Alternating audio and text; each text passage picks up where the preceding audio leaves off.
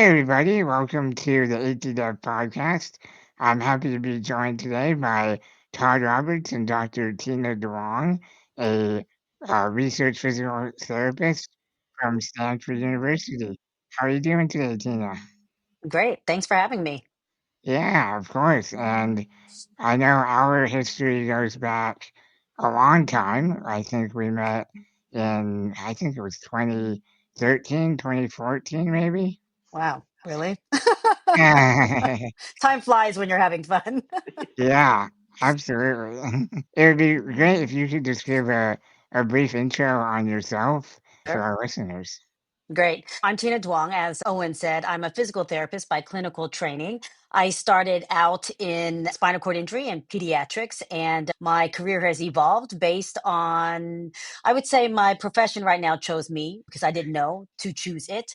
From there, I moved to DC and I was practicing as a physical therapist in pediatrics and neurology, PT. Then I interviewed for a job with Eric Hoffman at a lab that I wasn't looking for, and a job I wasn't looking for, leading me to research. And since then, I would say most of my time has been spent in research. I reluctantly got my PhD as I promised I would not be a doctor since my parents told me that to be a doctor my whole life. So I've been anti-doctor, but then was forced into it eventually.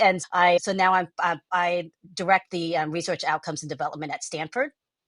And most of my career has been in neuromuscular disease, looking at natural history studies and better characterizing rare neuromuscular diseases and developing outcome measures so that we can measure efficacy in clinical trials. And so most of my work now is focused on that research and it's exciting, not very exciting, because all the work that we did with the natural history with disease modifying treatments, we get to start all over and learn a whole nother natural history. So this is a very dynamic area of work for me that fits my multiple personalities. So, How That's did you like awesome. Washington D.C.? I don't know if you knew. love it. You loved it. Yeah, Okay, yeah, yeah, yeah. I grew up in yeah. Southern Maryland. I love that area. I would take middle school and high school field trips up to D.C. all the time. It's beautiful. Yeah, it's always nice because I worked in the lab at Children's National Medical Center. It was just up the street from the White House and everything else. And so we got to do you can learn a lot about the political system and lobbying and Hmm. the impact that it has. So whenever you're thinking about impact, small or large, there's different areas of impact, and understanding lobbying and getting funding and things like that was, I think that was really solidified for me as I helped with some of the lobbying whenever we were looking at the Orphan Drug Act, et cetera. And I think that's an opportunity that's very DC specific. And in DC, whether you like politics or not, that's just part of life. And people are very well versed. And so you can have really great conversations in DC because of the people that live there. Wow, yeah, that's incredible. Lobbying is, more important now than ever, I'd say. Yeah. And it's easy Getting, to lobby for something yeah, that you believe in and love, right? And so for yes, me, I get to talk about neuromuscular and why it's important. It's an easy task for me, an easy sell. yeah, the passion comes through. Absolutely. Yeah, and that's how we met originally. So it's cool to yeah come full circle. Yeah, tends to do that. Yeah. What's your favorite part about your job? And this is from the beginning and it stayed consistent. Part of my job is being able to empower people to do what they love, whether it is in sports or being independent. I think, listening to people and being able to adapt to allow them to live the best life that they can. I know it sounds very simplified, but I think I am a scientist from the objective perspective, but I feel like my heart desires something artistic, and rehabilitation and physical therapy requires you to think outside the box and problem solve. And so I think all of that together is really what drew me from the beginning to physical therapy. Has evolved now in my more rehabilitation out research work, but the theme is consistent in that you just have different focuses and how you are impactful for different people's lives. Yeah, absolutely. And from a personal perspective, as someone on the other side of the table, that's something that really inspires me about physical therapy as well, because it really allows people to live their best life, whether that's through exercise or through new technology. It's really, yeah, it's very enabling. Yeah, it's enabling is the perfect word, right? And so for me, I find a lot of enjoyment in problem solving a way for people to do what they love. And that, I don't know, it just requires you to be so thoughtful and listen and creative, because I always say there's a will, there's a way. It may not be quick, but there should be. And so I think it suits me well, working in the rare disease space. And I always say I like rare, but I like the rare within the rare. And those tend to be the harder problems to solve. What's life without thinking outside the box? When you're doing that, working with people who have such high needs and such rare conditions, how much of a line do you see between physical therapy and occupational therapy? Or do you think it really all blends at that point? It blends. The only line is the one that we make ourselves, because I went to school at a university where I went to school with OTs and PTs. And my OT friends would say, "You're not really a PT, you're OT in disguise." They say that because I'm very function based. And people tend to say occupational therapists are activity function based. We all should be that way, because what's the point in exercising just for the sake of exercising? We need to have a purpose and a goal, because PT rehabilitation is not easy. So there has to be an end goal for someone. And then part of the beauty in PT is finding what motivates people. And then that, I think, reflectively, as I learned so much and gained so much from hearing other people's motivations and reflections on life.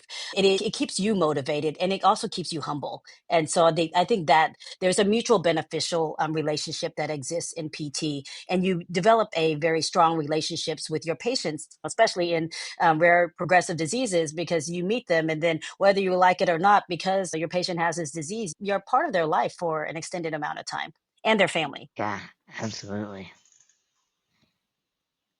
Yeah. And So, so, yeah. Oh, go ahead, Todd. well, I was just going to ask, along with that, you've had so many different stages of your career. What are some of the big trends that you've seen in physical therapy across that time period? I love this question because it brings me back to when I was a student and I was an intern at a spinal cord injury hospital. And I knew exactly what I wanted when I was in PT school. I was going to do spinal cord rehab. And so I went to this neurodevelopmental NDT course. And I was at this rehab hospital in which they use telehealth. And so I grew up in Oklahoma. And so there's a lot of people who lived in remote areas. And we did some rehab for people who've had stroke. And at that time, the camera was really blurry and you had to dial in that Yeah. dial up tone, Yeah. and people are just more shadows rather than you could see them clearly. It evolved to COVID time, and then we have to do telehealth again, and we do it through Zoom and everything else. And so I think that I don't think it's come full circle. I think it's always needed. I'm just surprised by the lack of progress in video telehealth, right? Because you look at technology now, how can you integrate some of the technology so me as a clinician can really show you better, virtually, how to put your hands, how much pressure that's needed, because the art in PT is not just theoretical. It is a very hands-on job. So how do you teach someone to do that if you're not able to put your hands on them? And so I think technology now, I would really like to see if there's like more quantitative metrics that will allow us to say, okay, actually, it seems like you're rotating your shoulder a little bit too much, and let's modify that and bring your elbow down. Things that are a little bit more, we can combine the visual and the quantitative piece together, as well as being able to, as a PT and looking at measuring people and understanding their progression in clinic. If I got data beforehand, then I can look at it and talk to them about what I think they could work on. They can bring it in and share this information in a more real time perspective, rather than every 6 months I see someone. Yeah, so you're taking a very quantitative biomechanics tactic to help somebody rehab. And yeah, telehealth, in my mind, along with being able to communicate with the patient much more frequently, just vastly increases the amount of data that you can collect, to your point, Right. right? When you're Yeah. dealing with patients who really struggle to get to the clinic, if you can collect even double or triple the amount of data that you were getting at a 6 month visit through a Yeah. telehealth visit, or 100x it if you're getting something daily, Right. the possibilities are, we just don't know at this point. I think that applies to people with rare neuromuscular conditions as well as the general public, too. Yeah. No, for sure, because it's hard to get to clinic to see us. And Yes. some patients that we have, they have to have an ambulance come pick them up because it's so difficult for them to get out of the house. How can we make life easier for them and yet care for them and give advice in a way that doesn't add to their burden? And I think something that you said about the general public, from an assistive technology perspective, I worked on a robotic suit for a while, and because of that, I got to look at some like patient centered designs and think about design more. And back in the day, nobody cared if your wheelchair looked cool or was sleek or was efficient as long as it worked. And so the bar was low. And now I love it because the bar is higher. Design is one of the key things that we look at: design and user experience, right? Mhm. But you see it in the general public. How can we also design it where it's an inclusive assistive technology that anyone can use? An example of that is Siri.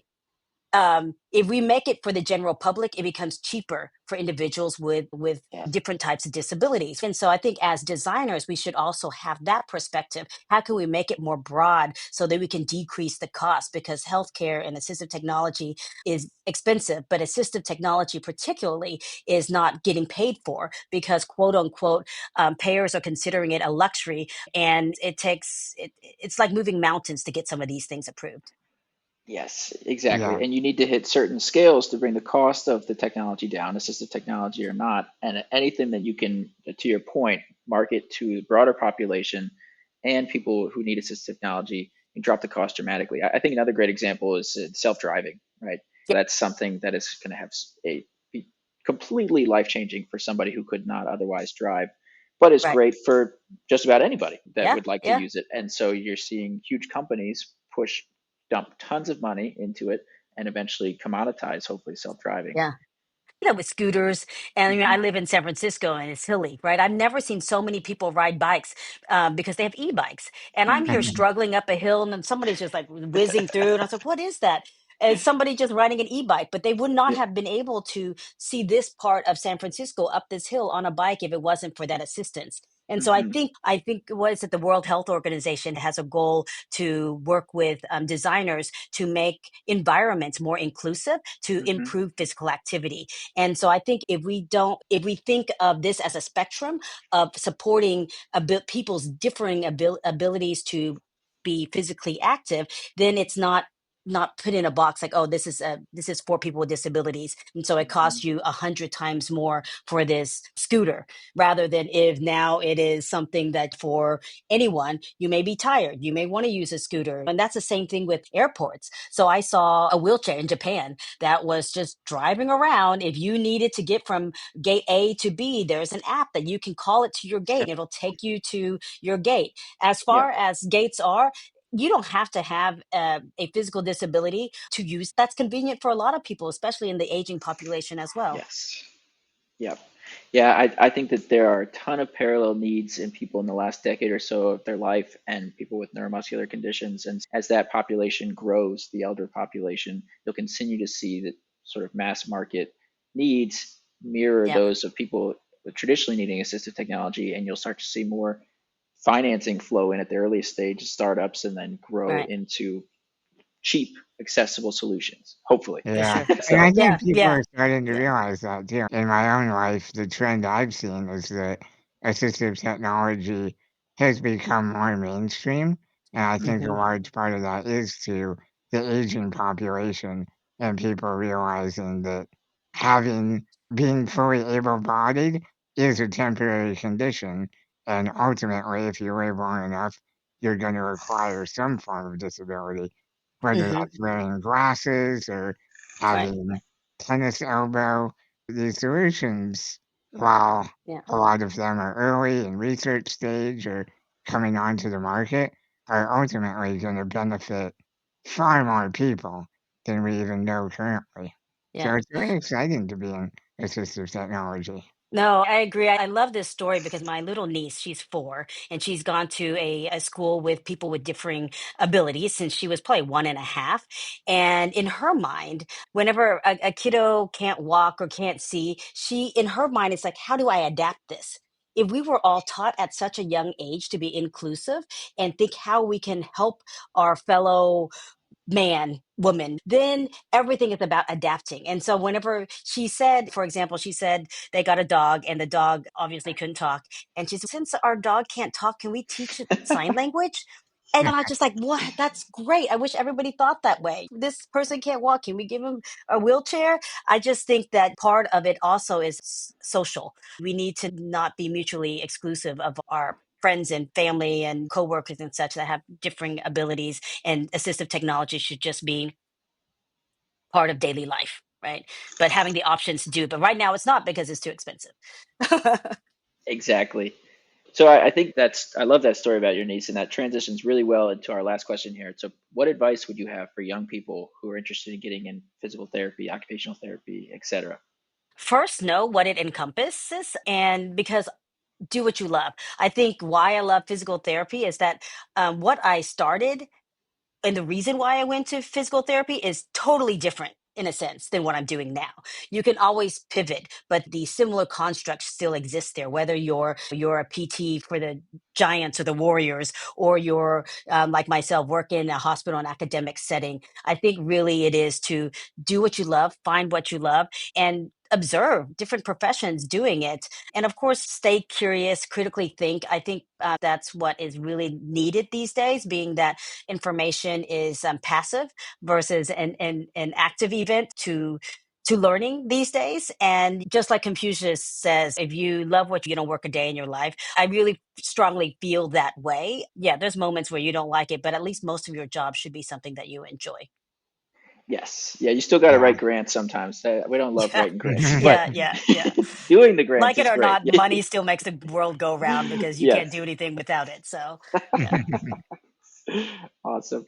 Thank you so much for being here, Tina. It's Yeah, of always a course. pleasure to see you, and thank you for all of the things that you've done to help people in the physical therapy space and continue to do. Versa. I really do appreciate the energy and the motivation that you give me on a daily basis, because knowing who and what to fight for is what keeps the engine going, even in the hard days that we have, the ups and downs of research and work. But the fight's Yeah, made worth it because of people like yourself. thank you. Thank you. All Awesome. right, Good to see you, Tina. Great. Thanks, guys. all right, stay tuned for more. Sounds good.